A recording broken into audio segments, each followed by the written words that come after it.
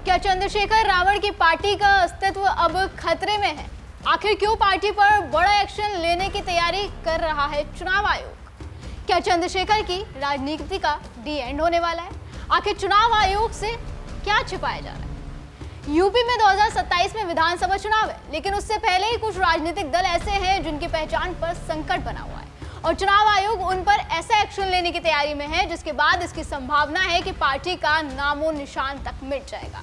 दरअसल उत्तर प्रदेश में रजिस्टर्ड 127 दल ऐसे हैं जिन्होंने पिछले 6 सालों में विधानसभा और लोकसभा चुनाव तो लड़ा, लेकिन उस दौरान जितना भी खर्चा हुआ उसका ब्यौरा आयोग को दिया ही नहीं, उसकी कोई जानकारी नहीं दी गई। इस मामले में चुनाव आयोग की तरफ से सभी 127 दलों को नोटिस भी जारी कर दिया गया है, जिसमें चंद्रशेखर रावण की आजाद समाज पार्टी का नाम भी शुमार है। इसके अलावा कौन कौन से दलों का नाम इसमें है वो भी आपको बताएंगे, लेकिन उससे पहले बताते हैं कि चुनाव आयोग की तरफ से पार्टियों को क्या अल्टीमेटम दिया गया है।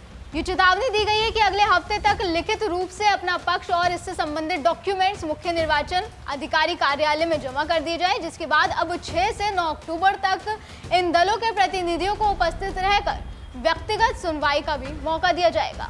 दलवार शेड्यूल तय कर दिया गया है, जवाब के आधार पर इसका भविष्य तय होगा। नोटिस पाने वाले 127 दलों में लोकदल, नागरिक एकता पार्टी, आजाद समाज पार्टी, लखनऊ से Akhand Rashtrawadi party, all India Rajiv Congress party, Eklavya Samaj party, किशोर राज पार्टी, लोक गठबंधन पार्टी, मानवतावादी क्रांति दल, मनुवादी पार्टी, नागरिक एकता पार्टी, नैतिक पार्टी, प्रगतिशील समाजवादी पार्टी, राष्ट्रवादी श्रमजीवी दल, राष्ट्रवादी क्रांतिकारी समाजवादी पार्टी, राष्ट्रीय मतदाता पार्टी, राष्ट्रीय राष्ट्रवादी पार्टी, सबका दल United Samaj Sevak party, Sarvodaya Bharati party, socialist party और यूपी रिपब्लिकन पार्टी जैसे दलों का नाम शामिल है। अब ये एक्शन क्यों लिया गया है, नियम क्या कहते हैं, वो भी एक बार आपको बता देते हैं।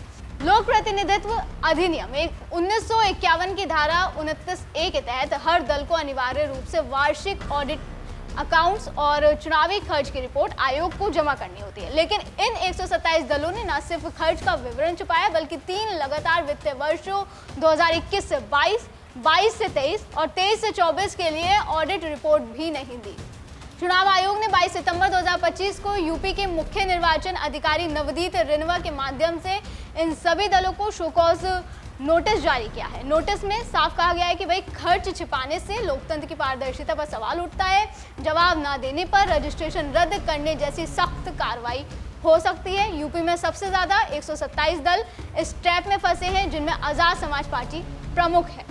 चुनाव आयोग के नियमों के अनुसार विधानसभा चुनाव खत्म होने के 75 दिनों के अंदर और लोकसभा चुनाव खत्म होने के 90 दिनों के अंदर निर्वाचन खर्च का ब्यौरा दिया जाना कंपलसरी होता है, लेकिन जैसे कि मैंने अभी बताया कि इन दलों ने पिछले 3 वित्तीय वर्षों के सालाना ऑडिट का विवरण आयोग को उपलब्ध ही नहीं कराया था। इस सब के बीच एक बड़ा सवाल तो ये भी है कि आखिर ये ब्यौरा चुनाव आयोग से इन पार्टियों द्वारा छिपाया ही क्यों गया, क्योंकि छोटे दल ये ब्यौरा आयोग को समय रहते दे देते तो शायद इस एक्शन की नौबत भी नहीं आती।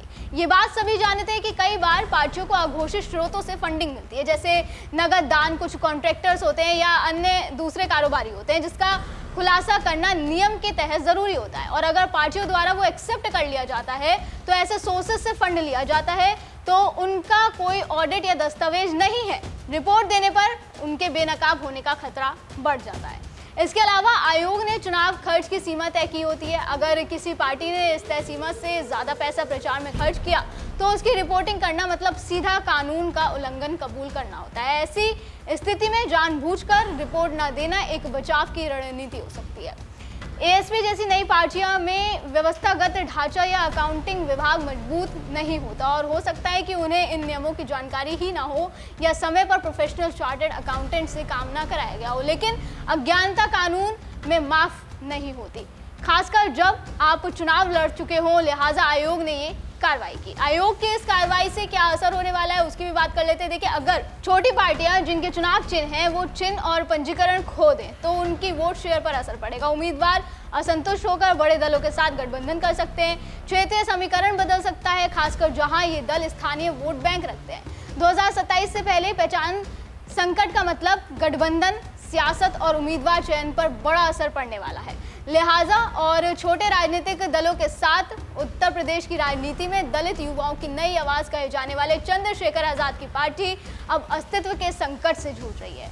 चंद्रशेखर रावण ने 2024 में हुए लोकसभा चुनाव में नगीना सीट से ऐतिहासिक जीत दर्ज की थी, जो दलित युवाओं में एक नई उम्मीद बनकर उभरी थी। लेकिन अगर एएसपी की मान्यता खत्म होती है तो उनका संगठनात्मक ढांचा टूट सकता है।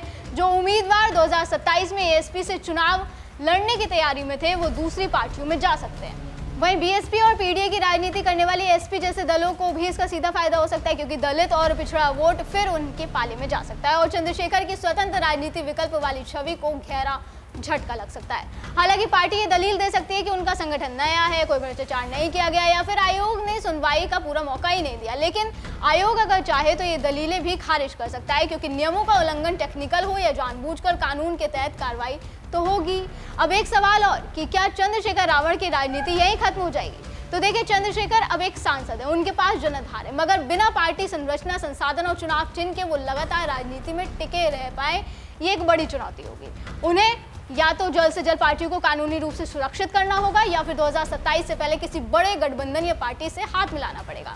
फिलहाल तो चंद्रशेखर की पार्टी आजाद समाज पार्टी आज एक ऐसे राजनीतिक मोड़ पर खड़ी है जहां या तो उसे अपना ढांचा संभालना होगा या राजनीति की मुख्यधारा में बने रहने के लिए नई रणनीति अपनानी होगी। 2027 के पहले आयोग की ये कार्रवाई दलित राजनीति का नया अध्याय लिख सकती है और एएसपी के लिए ये सियासी अंत भी साबित हो सकता है। दर्शकों, इस खबर पर आपका क्या कहना है हमें कमेंट करके जरूर बताएं। फिलहाल आज की वीडियो में बस इतना ही, अगली बार फिर होगी मुलाकात। आप देखते रहें जीएनपी इंडिया, हर खबर भरोसे के साथ।